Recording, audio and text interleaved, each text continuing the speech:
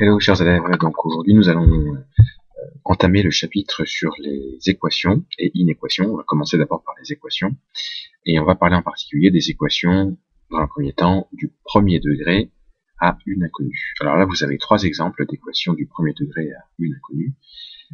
Premier degré, pour quelle raison? Bien parce que, alors je vais parler des inconnues d'abord.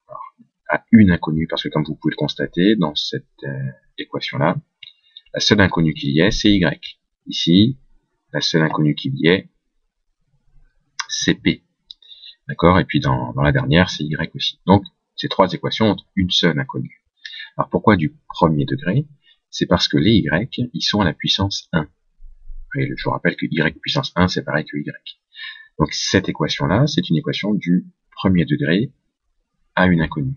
Alors que si vous regardez cette équation-là, eh bien, elle est de degré 2. Pour quelle raison? Bien parce que il existe, on a un p là avec qui est au carré.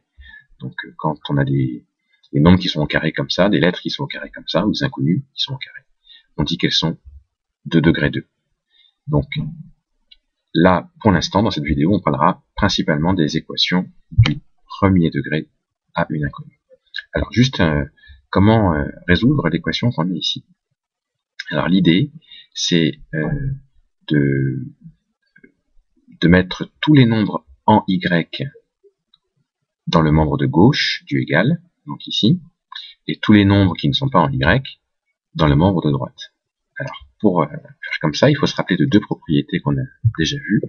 C'est qu'une égalité reste vraie quand on ajoute ou qu'on soustrait le même nombre à ces deux membres. Et une autre propriété, une égalité reste vraie quand on multiplie ou que l'on divise par le même nombre non nul évidemment, ces deux membres. Alors, je prends donc l'exemple concret ici. On veut faire en sorte que les nombres qui ne sont pas en y disparaissent du membre de gauche. Donc je vais en fait ajouter 5 de chaque côté. Si j'ajoute 5 de chaque côté, qu'est-ce qui se passe ici? Du coup, mon moins 5 et mon plus 5, ça va faire 0. Donc mon 7y, il va se retrouver tout seul dans le membre de gauche. Et dans le membre de droite, j'ai 4 plus 5, ce qui fait 9. Ensuite, que peut-on faire pour obtenir y tout seul?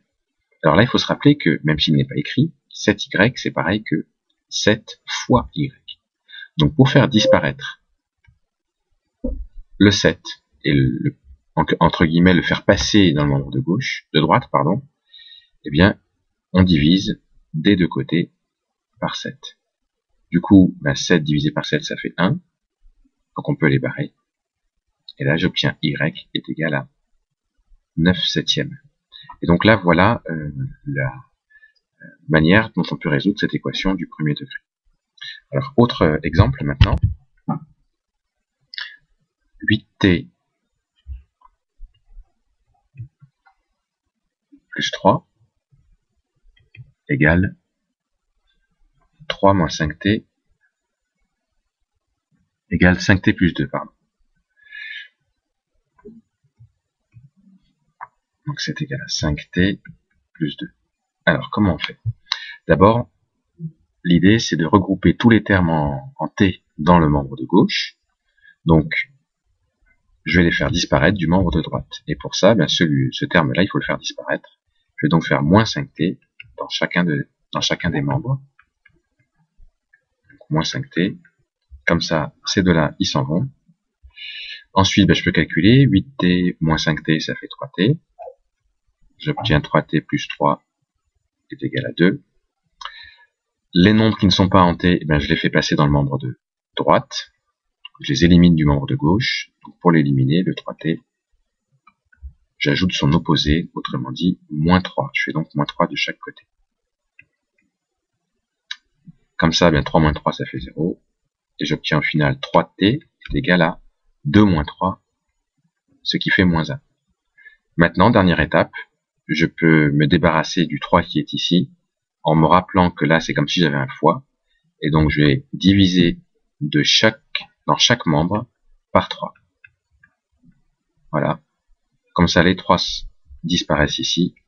Et j'obtiens au final moins 1 tiers pour la solution de l'équation.